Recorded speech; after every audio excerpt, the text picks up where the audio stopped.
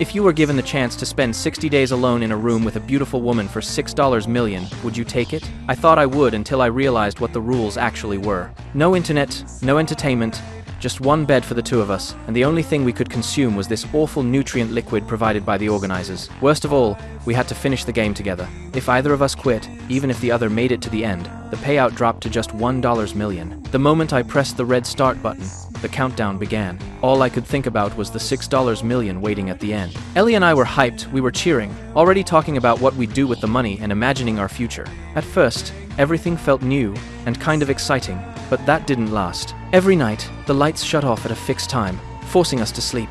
At sunrise, we were woken up right on schedule, no sleeping in. And that nutrient drink? It tasted horrible, but we had no choice except to force it down every single day.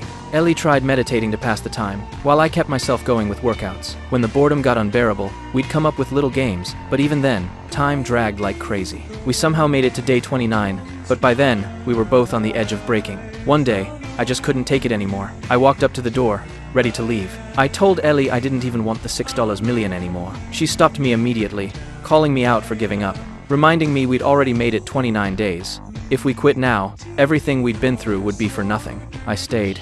That day, I just sat in the corner, zoning out. Then I remembered something the organizers had said.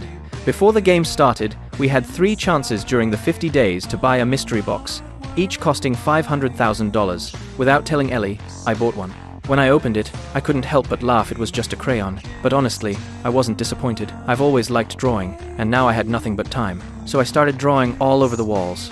For the first time, the room didn't feel so dead, it actually felt a little alive.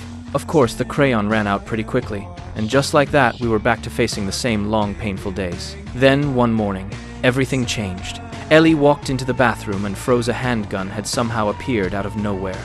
We were both freaked out, worried it might go off accidentally, so we agreed to leave it in the sink and not touch it. A few more boring days passed, until suddenly, the projector in the middle of the room turned on. It played separate videos for each of us. After watching them, something shifted.